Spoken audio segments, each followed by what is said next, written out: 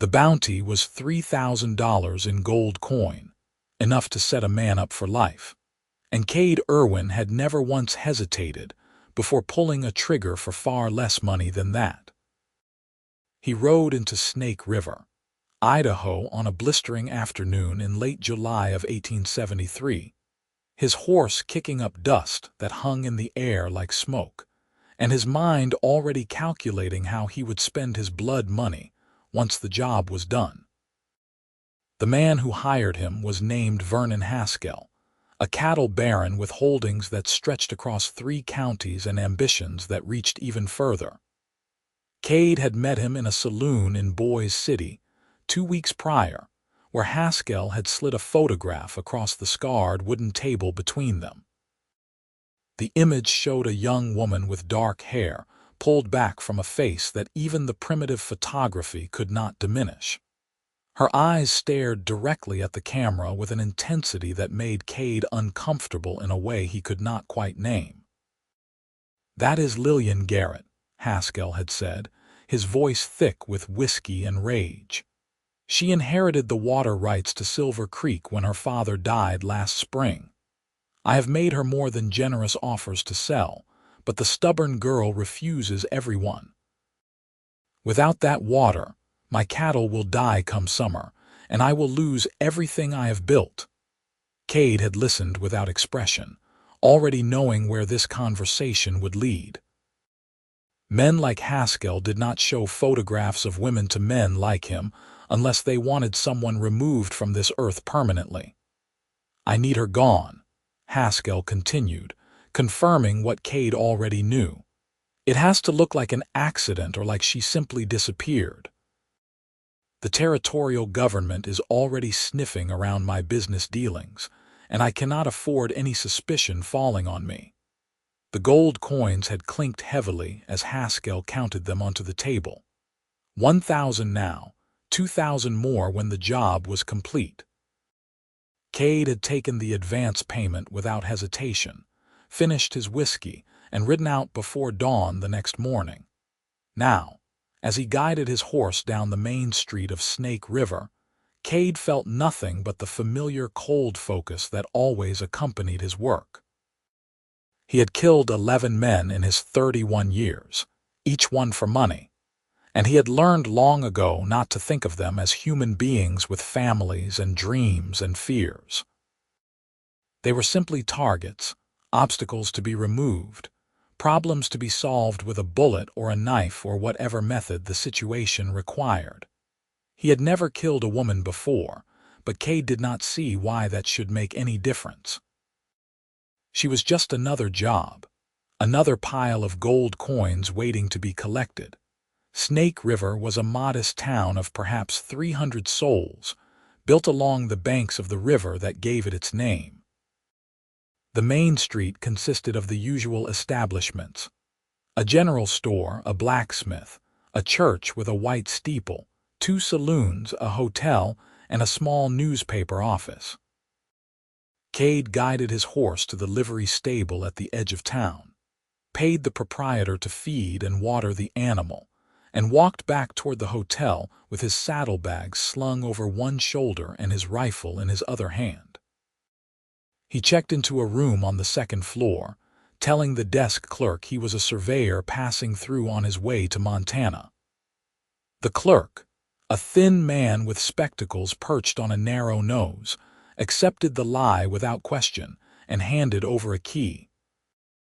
Cade spent the remainder of that first day learning the layout of the town and asking casual questions about the surrounding homesteads.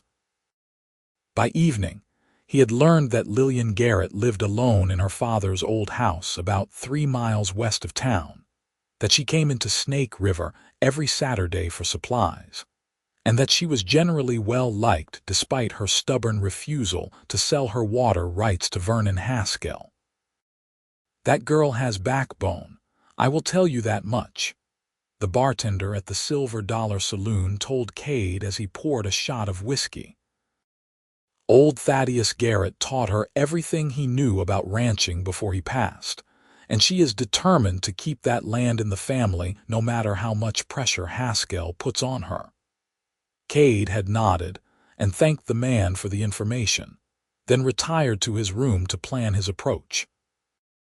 The simplest method would be to ride out to the Garrett homestead after dark, force his way inside, and make her death look like the work of drifters or bandits.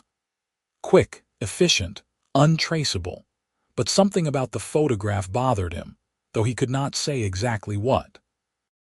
He found himself taking it from his shirt pocket and studying it by lamplight, examining the determined set of her jaw and the defiance in her dark eyes. She could not have been more than 23 or 24 years old, barely more than a girl, yet something in her expression suggested a strength that belied her youth. Cade shook his head and tucked the photograph away. He was thinking too much, letting sentiment cloud his judgment. That was dangerous in his line of work. He needed to complete this job and move on before anyone connected him to whatever happened to Lillian Garrett. He decided to wait until Saturday, when she would be in town for supplies. He could follow her home at a distance, learn the exact location of her homestead and the lay of the land, then return after nightfall to finish the job. It was a sound plan, methodical and careful, the kind of approach that had kept him alive and free for so many years. Saturday arrived with a dawn that painted the Idaho sky in shades of orange and pink. Cade rose early, ate breakfast in the hotel dining room, and positioned himself on a bench outside the general store with a newspaper he pretended to read. He did not have to wait long. She came riding down the main street just after 9 o'clock in the morning, sitting straight-backed on a chestnut mare with the kind of easy confidence that comes from a lifetime in the saddle. She wore a simple blue dress that had been mended in several places, practical boots, and a wide-brimmed hat that shaded her face from the already intense sun. Cade watched from behind his newspaper as she dismounted, tied her horse to the hitching post, and walked into the general store with a woven basket over one arm. He waited 5 minutes, then folded his newspaper and followed her inside. The interior of the store was dim after the brightness of the street, and it took his eyes a moment to adjust.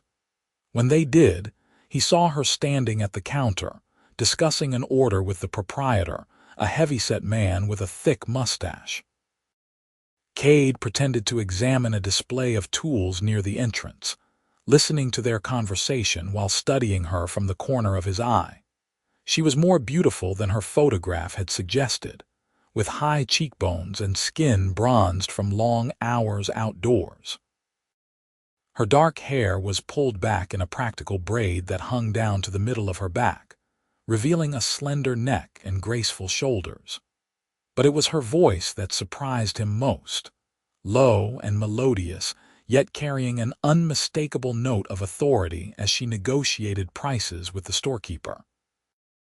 "I need 200 pounds of feed delivered by Tuesday," she was saying.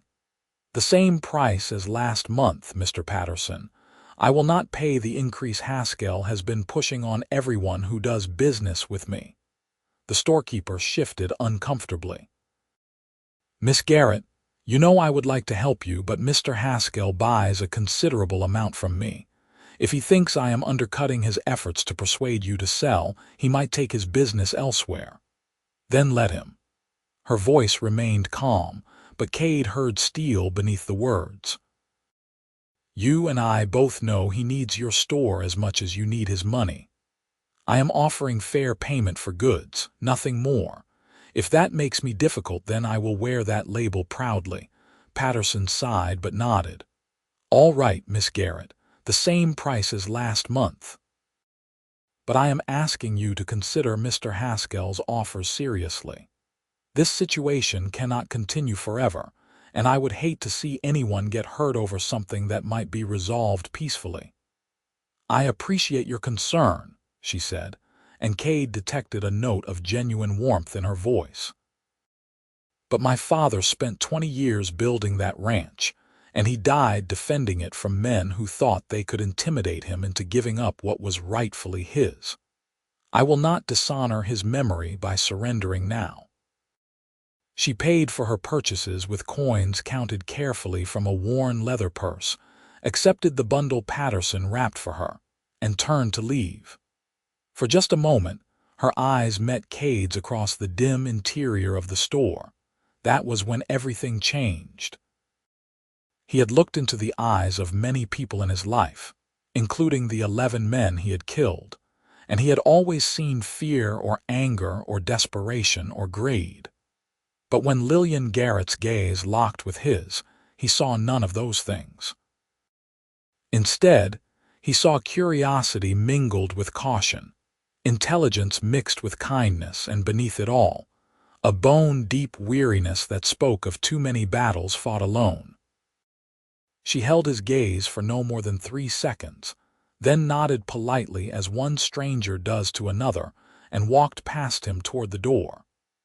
Cade stood frozen, his heart hammering in his chest in a way that had nothing to do with the danger of his profession. He had looked at her photograph for 2 weeks without feeling anything, but one direct look from her living eyes had struck him like a physical blow, leaving him shaken in a way he did not understand and could not explain. He forced himself to move, following her out into the street at a discreet distance. She loaded her parcels into saddlebags, untied her horse, and swung into the saddle with practiced grace. Then she rode west out of town, her back straight and her head high, seemingly unaware of the man whose entire world had just tilted on its axis. Cade watched until she disappeared from view, then returned to his hotel room and sat on the edge of his bed, staring at nothing. His hands were shaking slightly, which alarmed him. He had faced down armed men without a tremor, had killed in cold blood without losing his nerve, but 3 seconds of eye contact with a woman he was supposed to murder had left him rattled to his core. He took the photograph from his pocket and studied it again, but it was no longer just an image of a target. Now, it was a reminder of dark eyes filled with intelligence and determination, of a voice that carried both strength and gentleness, of a presence that had somehow penetrated the walls he had built around himself over years of violence and isolation. Cade recognized what was happening, though he did not want to name it. He had heard other men talk about it, this sudden, inexplicable attraction that defied reason and caution. He had always dismissed such talk as weakness, as sentiment that had no place in the harsh realities of life on the frontier. But now he was the one sitting alone in a hotel room, unable to complete a job he had been paid handsomely to do, all because of a single look from a woman he was supposed to kill. He spent the rest of the day wrestling with himself. The professional part of his mind cataloged all the reasons he should finish what he had started. He had taken Haskell's money, and in his world, that meant he was honor-bound to deliver what had been purchased. More than that, Haskell was a dangerous man with far-reaching connections. If Cade failed to complete this job, word would spread, and he would lose the reputation that kept him employed and feared. But another part of him, a part he had thought long dead, whispered that some things were more important than money or reputation. That part reminded him of the boy he had been before the war, before the killing started, when he still believed in honor and justice, and protecting those who could not protect themselves. That evening, as purple shadows lengthened across the town, Cade made his decision. He could not kill Lillian Garrett. Whatever that meant for his future, whatever consequences would follow, he simply could not do it. But more than that, he realized with a clarity that both terrified and exhilarated him. He had to protect her from whoever Haskell sent next. Because Vernon Haskell was not a man who accepted failure, and if Cade did not kill Lillian Garrett, someone else would. He waited until full dark, then saddled his horse and rode west out of Snake River, following the directions he had learned during his reconnaissance. The night was warm and star-filled, with enough moonlight to see the road clearly. He found the turnoff to the Garrett homestead easily enough, marked by a wooden sign bearing her family name carved in letters worn smooth by weather and time. The house sat in a small valley with Silver Creek running through it, a modest single-story structure built from logs and surrounded by several outbuildings and corrals. Lamplight glowed in one window, warm and inviting against the darkness. Cade dismounted at the edge of the property and tied his horse to a tree, then approached on foot with his rifle held loosely in both hands. He was perhaps 50 yards from the house when a voice stopped him cold. "That is close enough. State your business or ride on." Lillian Garrett stepped from the shadow of a barn, holding a shotgun with the same confidence she had shown handling her horse. The weapon was pointed directly at his chest, and Cade had no doubt she knew how to use it. He raised his hands slowly, keeping his rifle pointed at the ground. "Miss Garrett, my name is Cade Irwin. I need to talk to you about Vernon Haskell. If he sent you to threaten me again, you can ride back and tell him my answer has not changed and never will." Her voice was steady, but he heard the underlying tension. "He did send me," Cade said carefully. "But not to threaten you. He paid me $3,000 to kill you." Even in the moonlight, he saw her face go pale. The shotgun did not waver, but he heard her sharp intake of breath. "Then why are you standing here telling me about it instead of putting a bullet in my back?" It was a fair question, and Cade found he did not have a simple answer. "Because I saw you today, in the general store, and I realized I could not do it." "You came all the way out here to tell me you are not going to murder me." Skepticism colored her tone. "Forgive me if I do not lower my weapon just yet. I do not expect you to trust me," Cade said, "but you need to understand that Haskell will not stop with me. When I do not report back with proof of your death, he will send someone else, someone who might not hesitate like I did." She was silent for a long moment, studying him with those dark eyes that had undone him in a single glance. Finally, she said, "Why should I believe anything you say? For all I know, this is some elaborate trick to get me to lower my guard." "If I wanted you dead, you would already be dead," Cade said bluntly. "I had clear shots at you 3 times today, in the store, on the street, and when you rode out of town. I am a professional killer, Miss Garrett, and I am very good at what I do. But I am not going to kill you, and I am not going to let anyone else kill you either." "Why?" The single word hung in the night air between them, laden with suspicion and confusion. Cade lowered his hands slowly. "Honestly, I am not entirely sure myself. But I looked into your eyes today, and I saw something I have not seen in a very long time, something worth protecting." She laughed, a short bitter sound. "That is the strangest declaration I have ever heard. You expect me to trust my life to a man who admits he is a hired killer, all because he caught sight of me across a store and suddenly developed a conscience." "No," Cade said. "I expect you to be smart enough to recognize that you are in danger regardless of what you think of me. Haskell wants you dead, and he has the money to make that happen.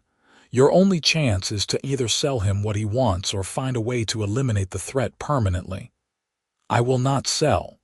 The words were flat and absolute. "Then you need to disappear. Tonight. Ride to another territory, change your name, start over somewhere Haskell cannot reach you. And abandon everything my father worked for.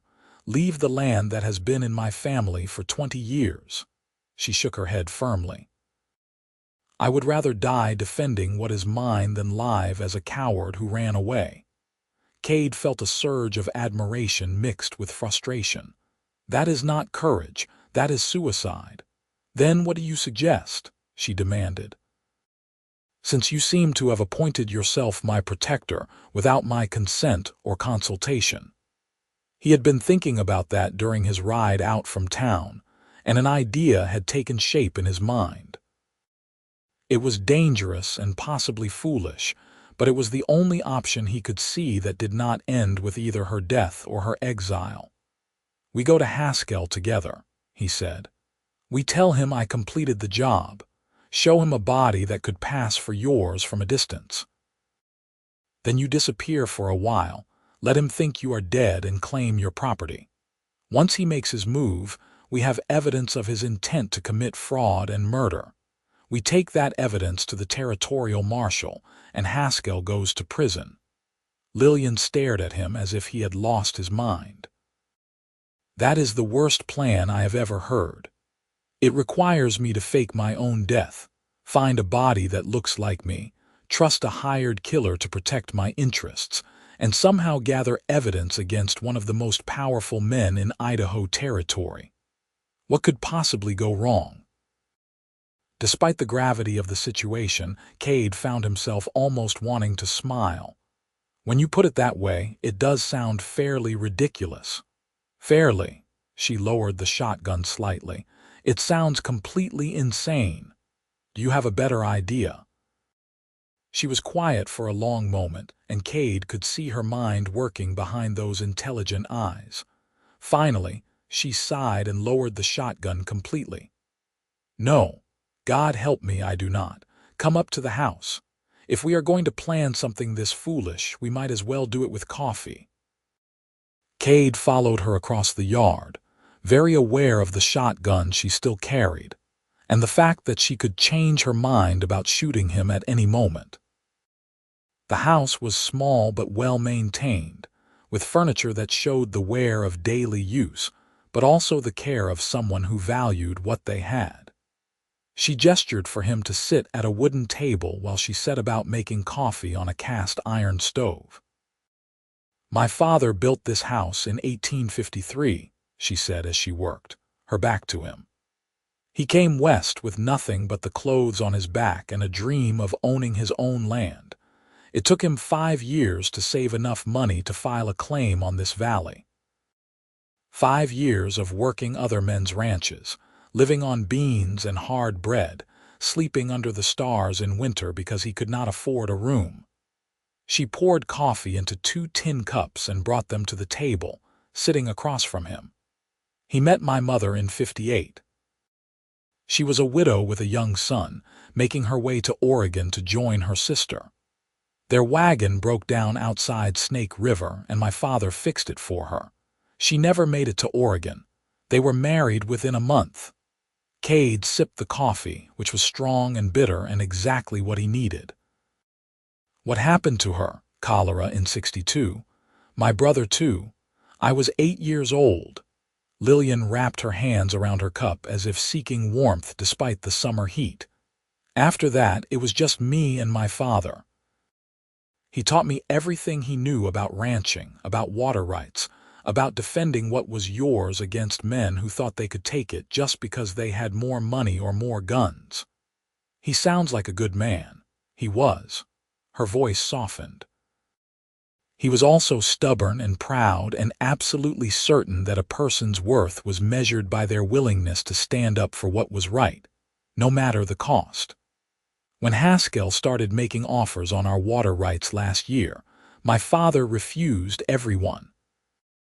Not because the money was not good, but because he knew Haskell would use that water to expand his holdings until he controlled everything in this valley. He would drive out all the smaller ranchers, the families trying to make an honest living. So Haskell decided to remove the obstacle." Lillian nodded. "My father was killed in town 4 months ago, shot in the back outside the Silver Dollar Saloon. The sheriff ruled it a robbery, said it must have been drifters passing through, but my father was not carrying any money that night, and nothing was taken from his body. Everyone in Snake River knows Haskell was behind it, but no one can prove it." Cade felt cold anger building in his chest.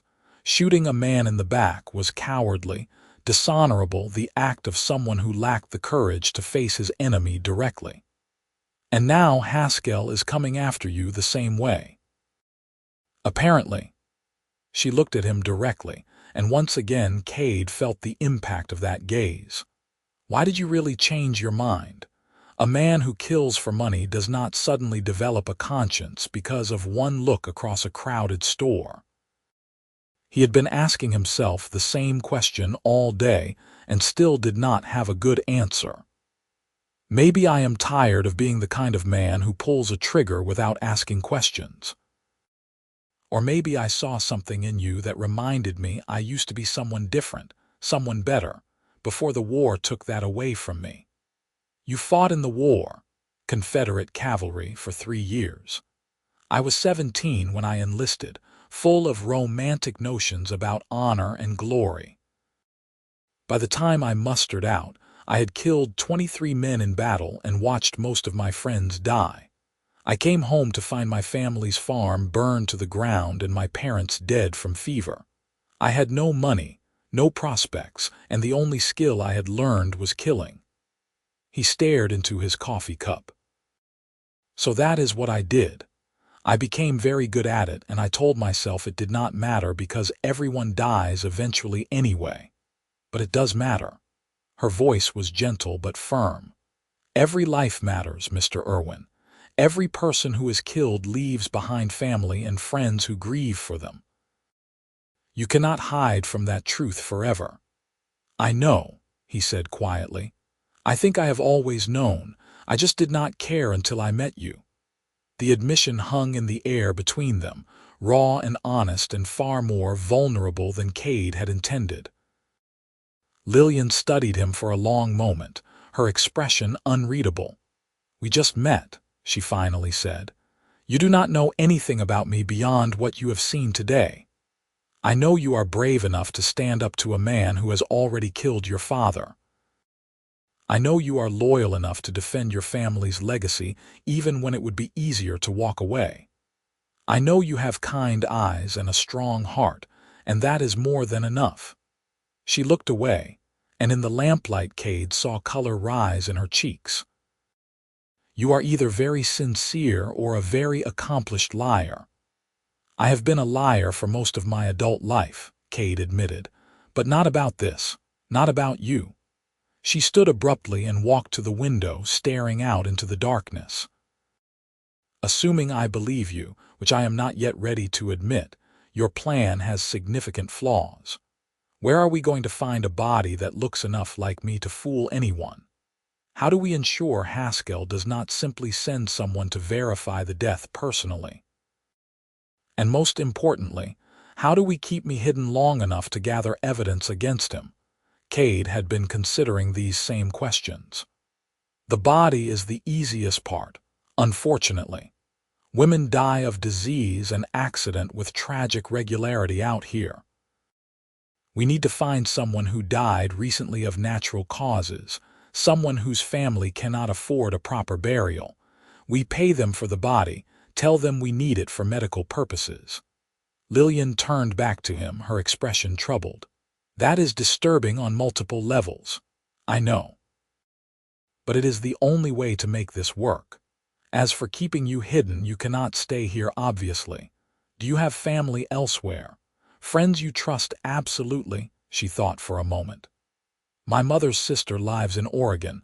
We have not spoken in years, but I think she would help me if I asked. She never approved of my staying here alone after my father died. Then you go to Oregon as soon as we arrange the body.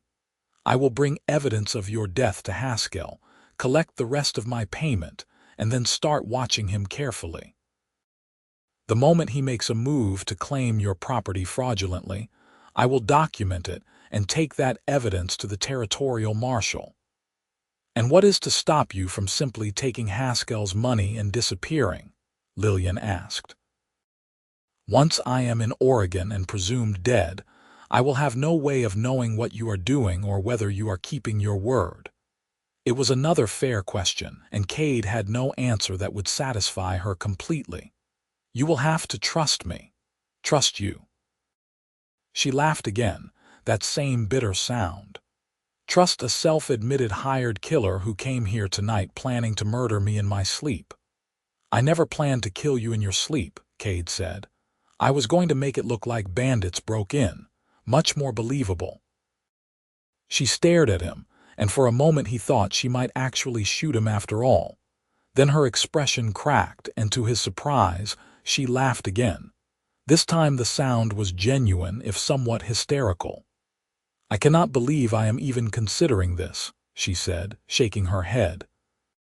"This is absolutely insane." "Probably," Cade agreed. "But it is the only chance you have of keeping your land and bringing your father's killer to justice. Is that not worth the risk?" She returned to the table and sat down heavily, suddenly looking exhausted.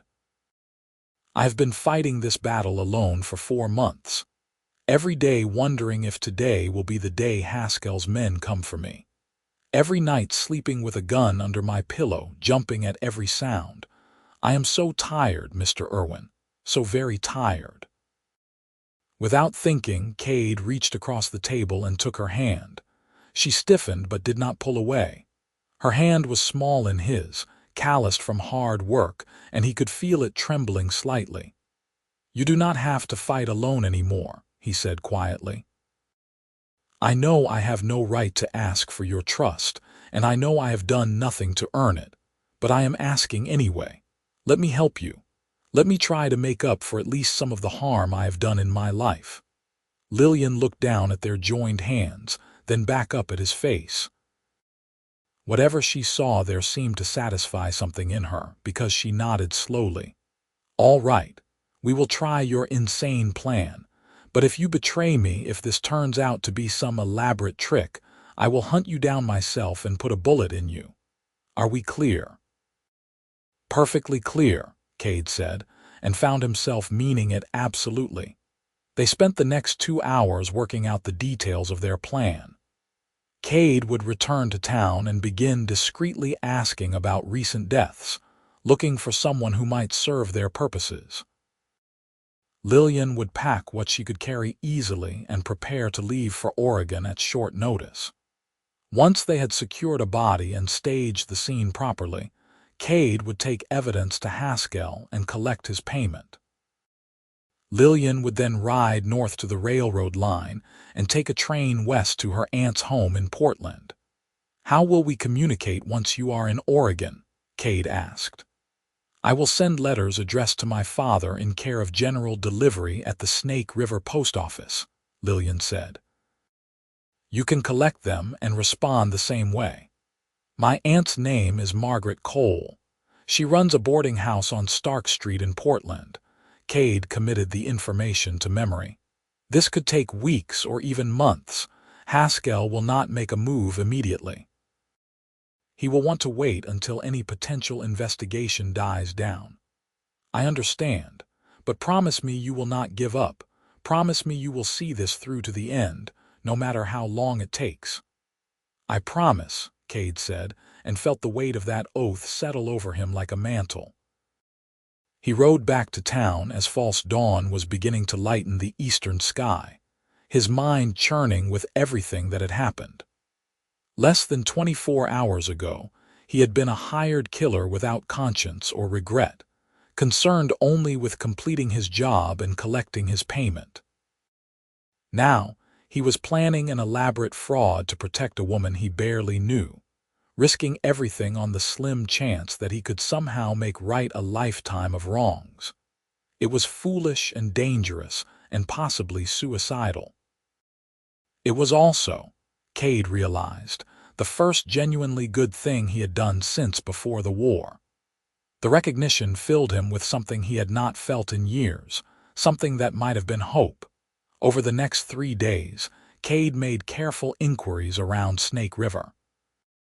He learned that a young woman named Sarah Hennessy had died of pneumonia 2 days earlier, leaving behind a destitute husband and 3 small children.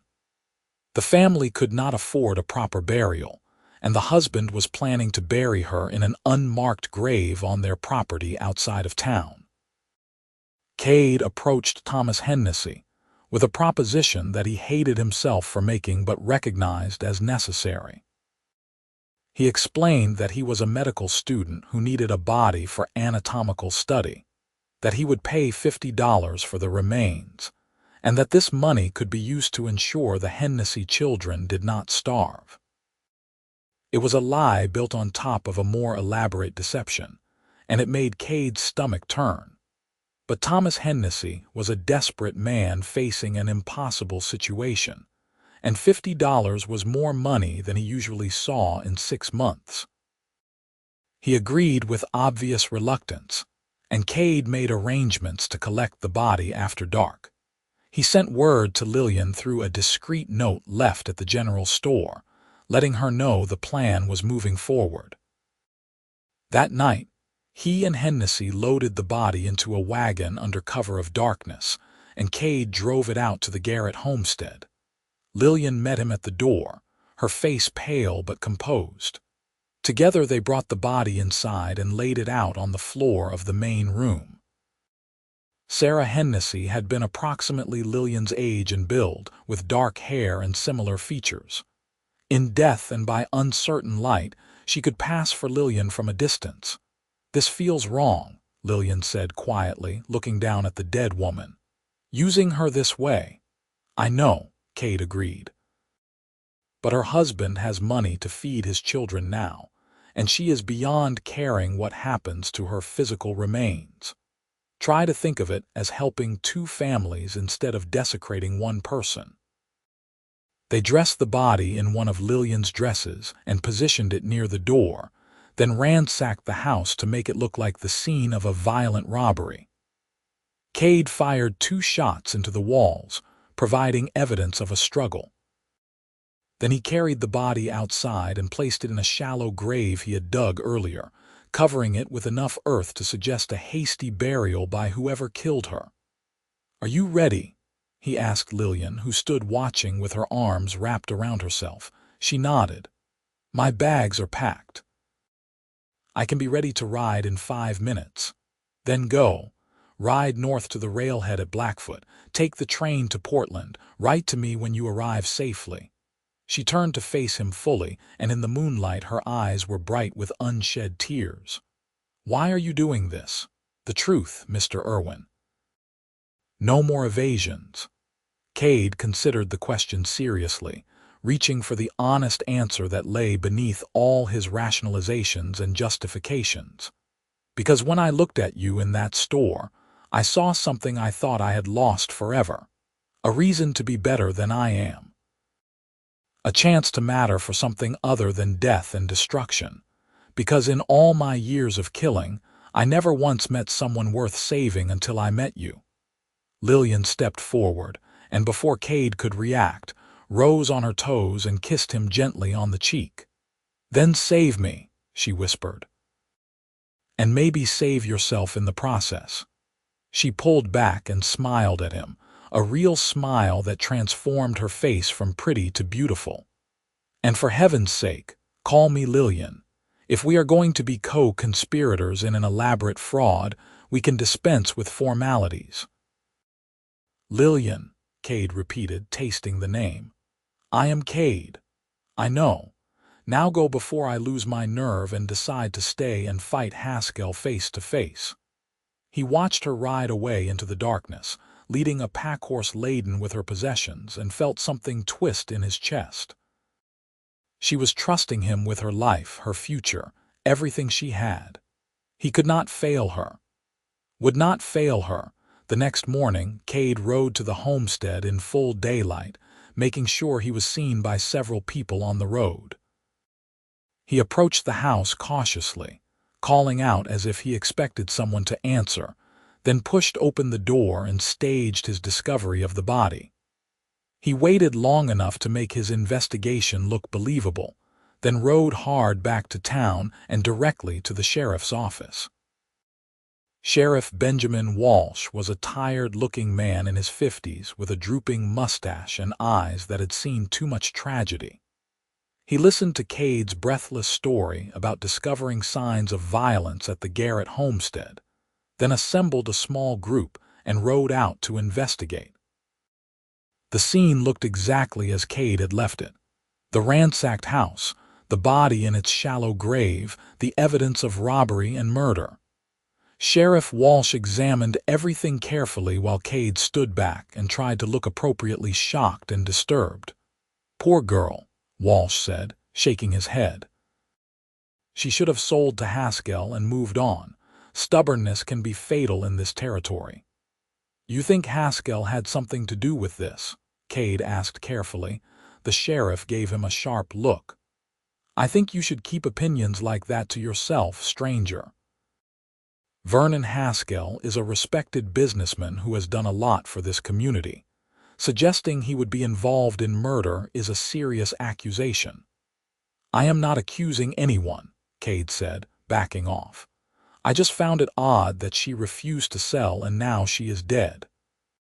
"Probably drifters, same as with her father," Walsh said dismissively. "We will do what we can to find them, but you know how it is. They could be 3 territories away by now." They brought the body back to town and turned it over to the undertaker. Word spread quickly, and by evening everyone in Snake River knew that Lillian Garrett had been murdered in her home.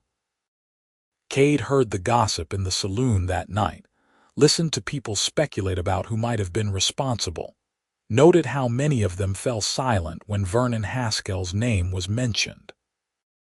He waited 3 days before sending a telegram to Haskell in Boise City, letting him know the job was complete. The response came back within hours. "Meet me in Snake River. Bring proof." Haskell arrived 2 days later in a private carriage, dressed in an expensive suit and radiating the smug confidence of a man who always got what he wanted. Cade met him in his hotel room, closing the door firmly behind them. "Well," Haskell demanded. "Is it done?" "She is dead," Cade confirmed. "Buried 3 days ago. I made it look like a robbery gone bad. The sheriff has ruled it an unsolved murder, same as with her father." Haskell smiled, an expression that held no warmth. "Excellent. I knew you were the right man for this job. Did anyone see you at the property?" "I was the one who discovered the body," Cade said. "Rode out to the homestead on a whim, found the door open, went inside and found her. Reported it to the sheriff immediately. No one suspects anything." "Perfect. And you are certain she is dead? You saw the body yourself." "I saw it. Buried it, in fact, along with the sheriff and several townspeople. It is definitely her." Haskell opened a leather case and removed a stack of gold coins, counting them carefully onto the bed. $2,000 as agreed. I must say, Mr. Irwin, you have impressed me." This was handled efficiently and cleanly. "If I have need of your services in the future, I trust you will be available." Cade gathered the coins and pocketed them, trying not to think about the fact that he was accepting blood money for a murder he had not committed. "That depends. I might be moving on soon. This territory is getting a little too settled for my taste." "Well, if you change your mind, you know how to reach me." Haskell stood and offered his hand. Cade shook it, fighting the urge to put a bullet in the man right then and there. But that would accomplish nothing except getting him hanged for murder. He needed Haskell to reveal himself, to make a move that would provide concrete evidence of his crimes. After Haskell departed, Cade remained in Snake River, taking a room at the boarding house and presenting himself as a prospector considering staking claims in the area.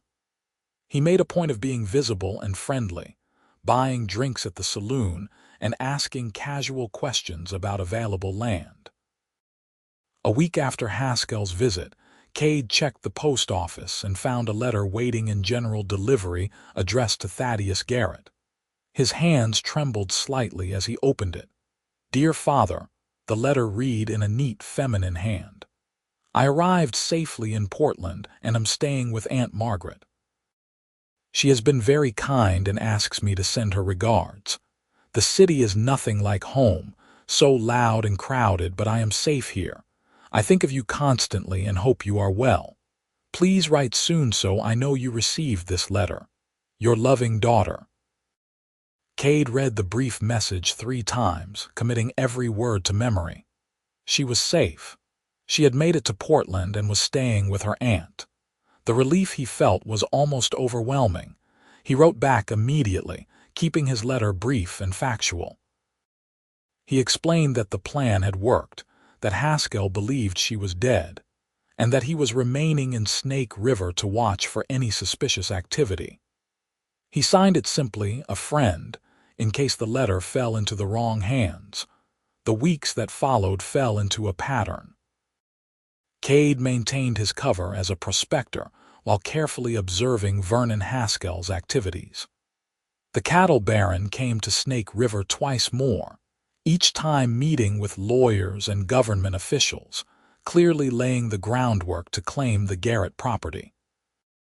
Lillian's letters arrived regularly at the post office, each one growing slightly longer and more personal. She wrote about her aunt's boarding house, about the ship traffic in Portland's harbor, about how strange it felt to live in a city after spending her entire life on a ranch. She asked about Snake River, about whether anyone suspected the truth, about how he was managing the investigation. Cade found himself writing back with increasing frequency, sharing details about his daily life that he had never shared with anyone. He wrote about his growing disgust with the role he had played for so many years, about his determination to see justice done for her father, about how much he missed their single evening of conversation in her kitchen. He did not write about the fact that he thought about her constantly, that he found himself looking for her face in every crowd despite knowing she was hundreds of miles away, that he was falling in love with a woman he barely knew based on a few letters and one fateful look across a store. 2 months after Lillian's supposed death, Haskell made his move. He filed papers with the territorial government claiming that the Garrett property had been abandoned and requesting permission to purchase it at public auction. The maneuver was legal on its surface, as abandoned properties could be seized and sold to satisfy tax obligations, but Cade knew the truth. Haskell had murdered the rightful owner specifically to create the circumstances for this land grab. Cade immediately wrote to Lillian, explaining what had happened and telling her to prepare to return. He also began gathering documentation of everything he had witnessed. Haskell's meetings with officials, his discussions with lawyers about the property, his boastful comments to associates about how he would soon control all the water rights in the valley. But documentation alone would not be enough. He needed someone to come forward with direct knowledge of Haskell's involvement in the murders, someone willing to testify regardless of the consequences. And Cade knew exactly who that person had to be. He rode to Boise City and requested a meeting with the territorial marshal, a stern-faced man named Robert Drummond, who had a reputation for honesty and integrity. In Drummond's office, Cade laid out everything he knew about Vernon Haskell's crimes.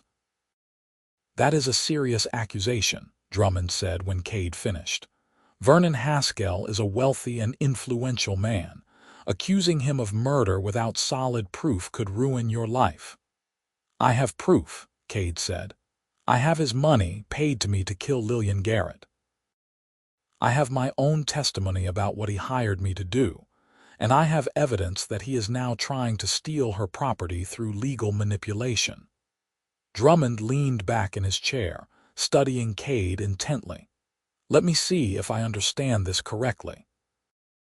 You are confessing to being a hired killer, admitting that you were paid to commit murder, and expecting me to believe that you suddenly developed a conscience."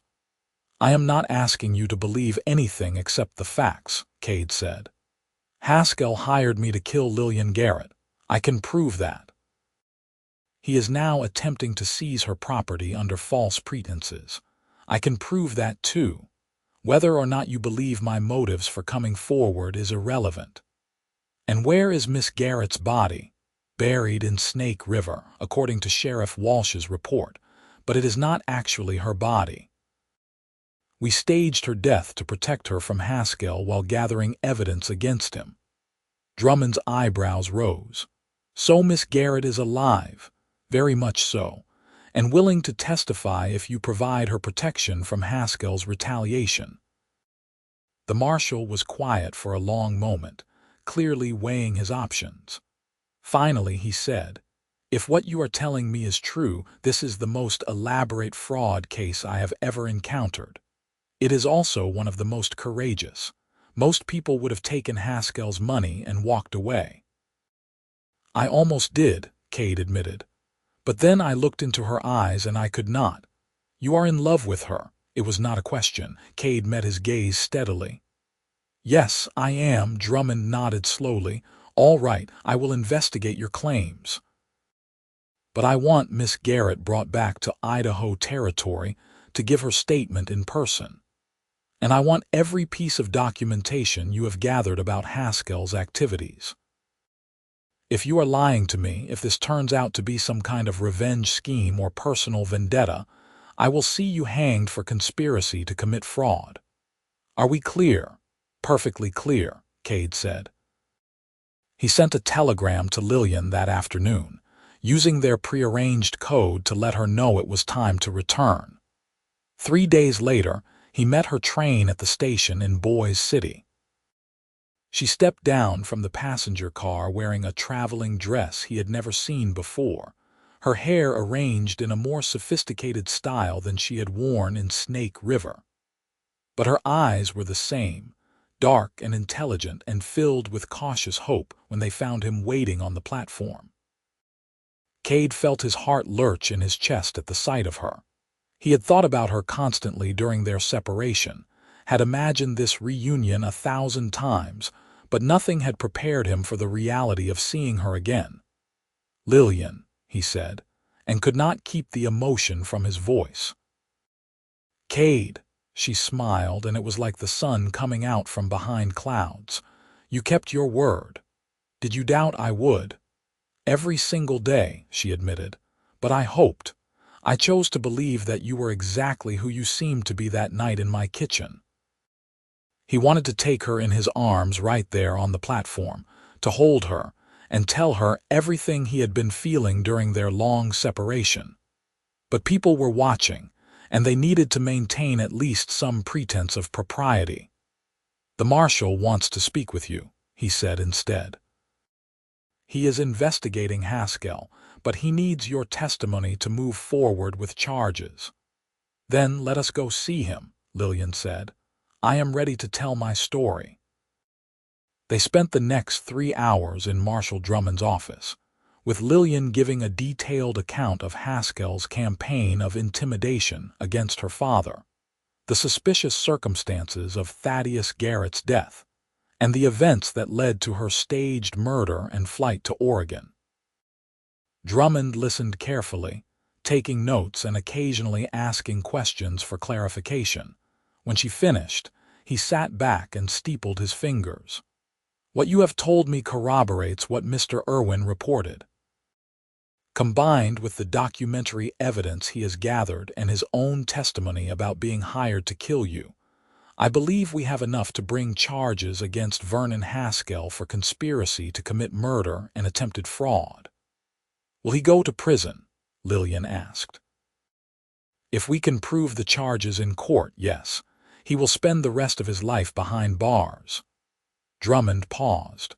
"But I need to warn you both that this will not be easy. Haskell has money and influence. He will hire the best lawyers, and they will do everything they can to discredit your testimony. They will paint you as a woman scorned seeking revenge, and they will paint Mr. Irwin as a criminal whose word cannot be trusted." "I understand," Lillian said firmly, "but I am willing to face whatever comes. My father deserves justice, and Haskell needs to answer for his crimes." Drummond nodded approvingly. "You have courage, Miss Garrett. I will do everything in my power to ensure you get the justice you seek." The arrest of Vernon Haskell created a scandal that rocked Idaho Territory. He was taken into custody at his ranch outside Boise City, and the newspapers immediately seized on the story of the wealthy cattle baron, accused of hiring an assassin to murder a young woman over a water rights dispute. The trial began 6 weeks later in the territorial courthouse in Boise City. Cade and Lillian both testified, laying out the entire conspiracy in meticulous detail. The defense lawyers attacked their credibility exactly as Drummond had predicted, but the combination of Cade's inside knowledge, the money he had received from Haskell, and the documented evidence of Haskell's efforts to seize the Garrett property proved overwhelming. The jury deliberated for less than 4 hours before returning a guilty verdict on all charges. Vernon Haskell was sentenced to life imprisonment at the territorial prison in Laramie, Wyoming. Cade felt no triumph as he watched the marshals lead Haskell away in chains. Justice had been served, but it came at the cost of revealing his own dark past to public scrutiny. Several newspapers had published sensational accounts of his history as a hired killer, and he knew that his reputation was destroyed forever. But when he looked across the courtroom and saw Lillian watching him with pride and something deeper shining in her eyes, he realized that he did not care. He had spent years building a reputation on death and violence. If tearing that reputation down was the price of making things right, it was a bargain he would make 100 times over. After the trial concluded, Lillian returned to Snake River to reclaim her property and begin rebuilding her life. Cade went with her, no longer hiding his presence or pretending to be something he was not. Everyone in town knew who he was now, knew what he had done, and he could see the fear and distrust in their eyes when he walked down the street. He rented a small room above the general store and took work where he could find it, doing manual labor and odd jobs for people brave enough to hire him. It was hard, honest work, and it paid almost nothing compared to what he had earned as a killer, but it felt clean in a way that money had never felt before. He saw Lillian regularly, helping her repair damage to the homestead and rebuild the small herd her father had started before his death. They worked side by side under the Idaho sun, and gradually the walls between them dissolved. They talked while they worked, sharing stories from their pasts and dreams for their futures. Cade told her about his childhood in Virginia, about his mother who sang while she cooked, and his father who could fix anything with his hands. He told her about the war and the things he had done during it, the lives he had taken and the friends he had lost. Lillian told him about growing up as the only daughter of a stubborn rancher, about learning to rope and brand cattle before she learned to read, about watching her mother and brother die and feeling helpless to save them. She told him about the lonely years after their deaths, caring for her grieving father while trying to become the son he had lost. He never said it outright. She told Cade one evening as they sat on her porch watching the sun set over the valley. But I always felt like I was a disappointment to him, like he wished I had been born a boy so I could carry on his name and his legacy properly. You are carrying on his legacy, Cade said. You are defending this land exactly the way he would have. He would be proud of you. I hope so. She was quiet for a moment, then added softly, I hope you would understand why I am glad you came into my life, even though the circumstances were terrible. Cade turned to look at her. In the fading light, she was beautiful in a way that made his chest ache. Lillian, I need to tell you something. All right. I am in love with you. The words came out raw and unpolished, lacking any of the eloquence he had rehearsed in his mind. I have been since that first day in the general store, maybe even before that, when I looked at your photograph and felt something shift inside me. I know I have no right to feel this way, know that you deserve someone better than a killer trying to redeem himself, but I cannot hide it anymore. I love you.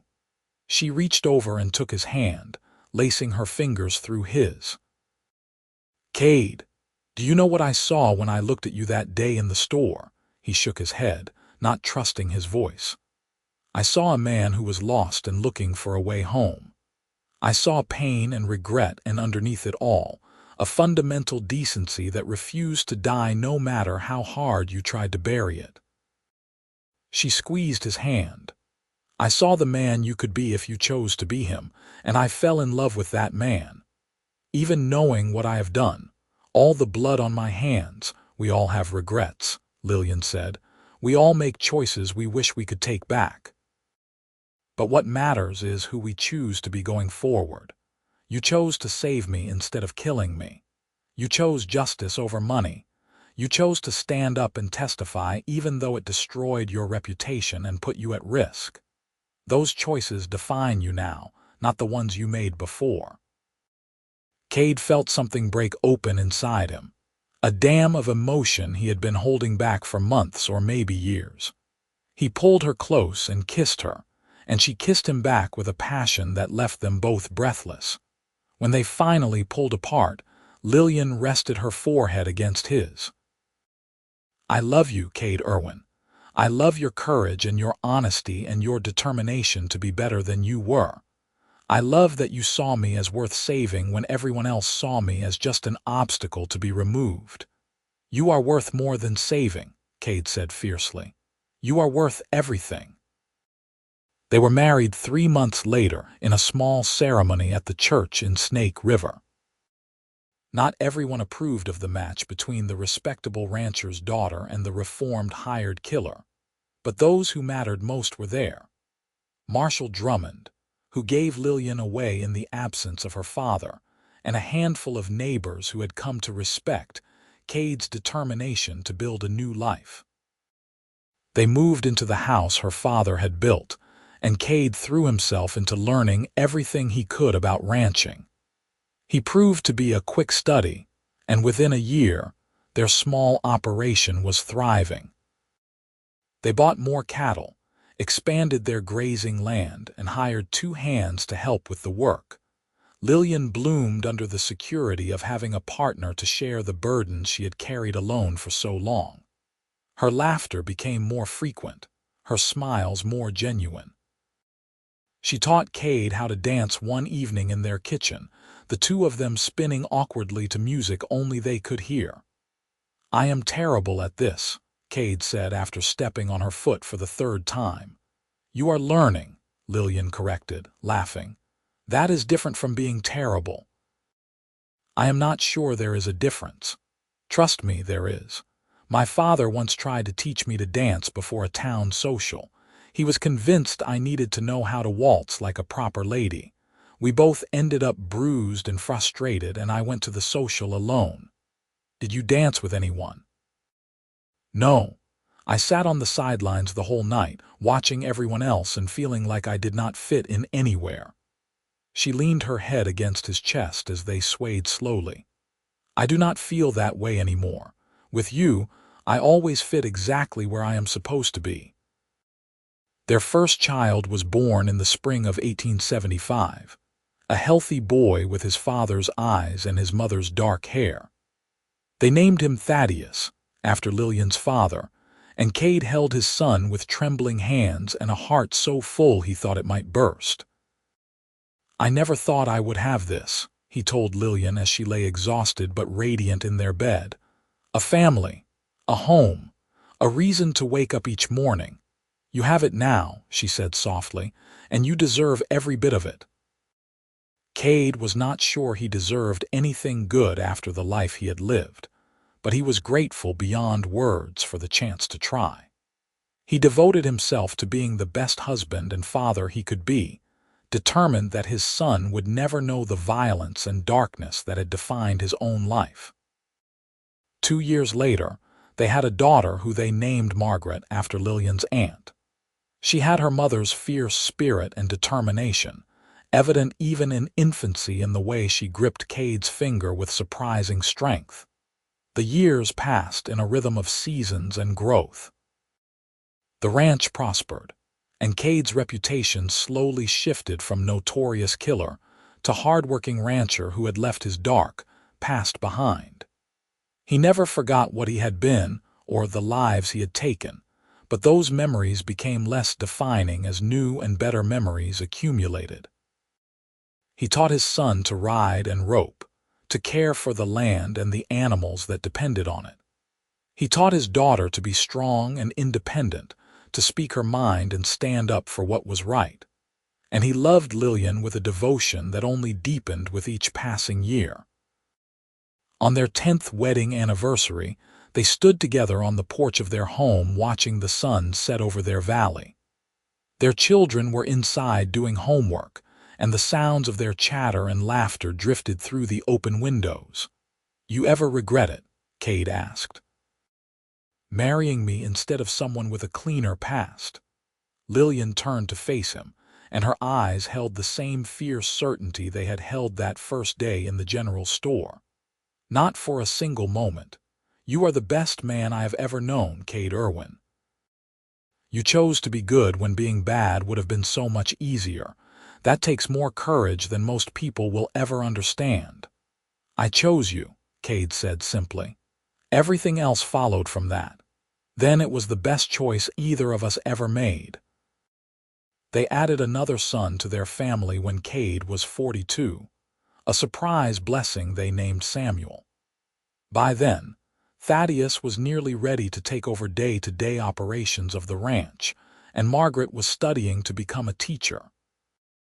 Cade sometimes marveled at the life he had built from the ashes of who he used to be.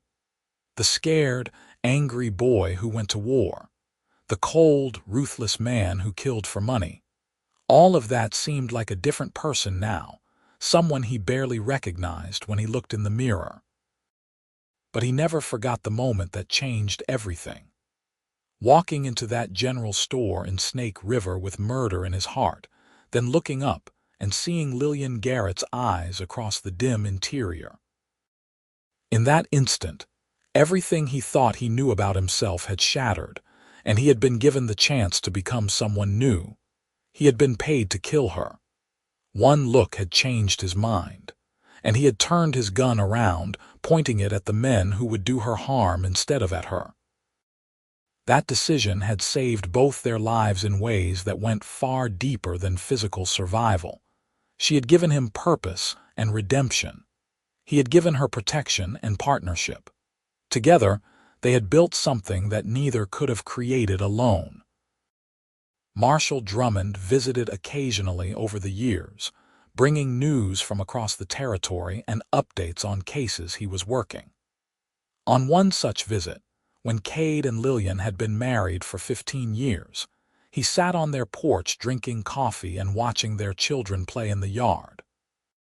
"I heard from the warden at Laramie," Drummond said. "Vernon Haskell died last month. Heart failure, they said. He was 58. Cade felt no satisfaction at the news, only a distant sadness for the waste of it all. He could have had everything legitimately if he had just been patient and fair. Instead, he chose violence and ended up with nothing.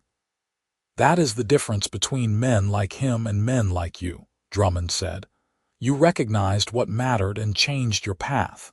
He never did." After Drummond left, Lillian came to sit beside Cade on the porch swing they had built together years earlier.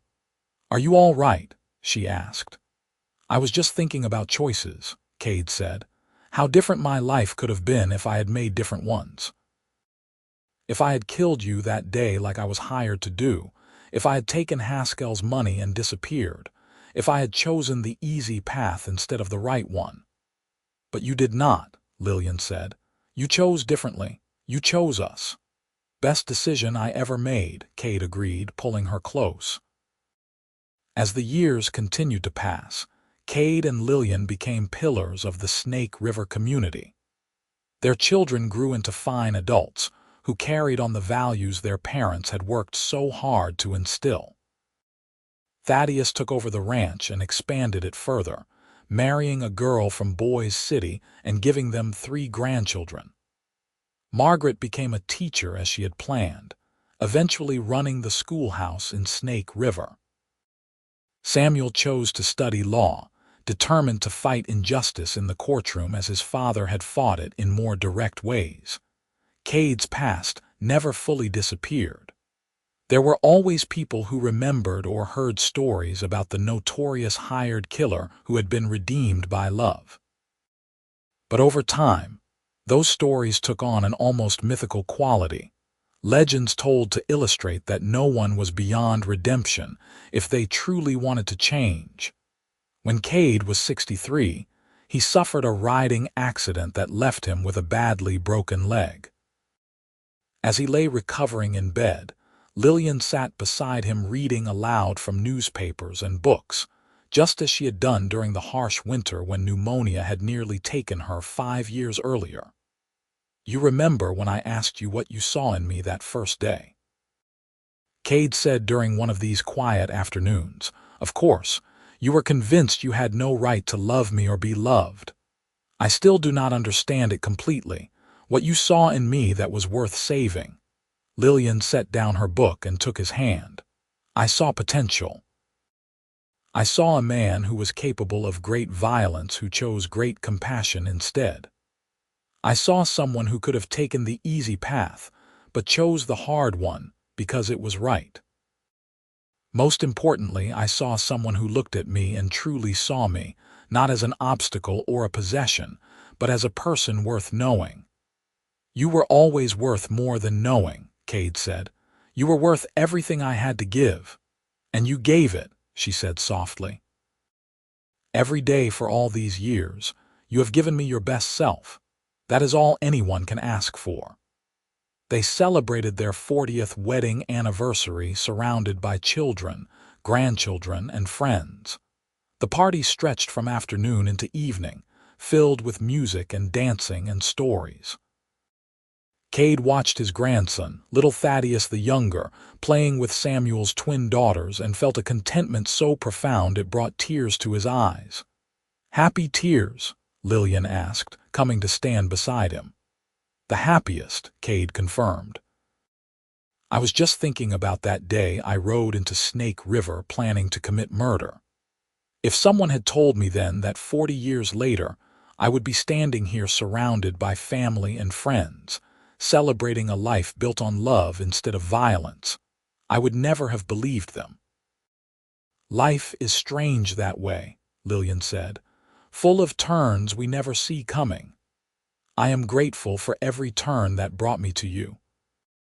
She leaned against him, and they stood together watching their family. Two people who had found each other against impossible odds and built something beautiful from the wreckage of their pasts. Cade lived to be 74 years old, dying peacefully in his sleep on a warm summer night with Lillian beside him.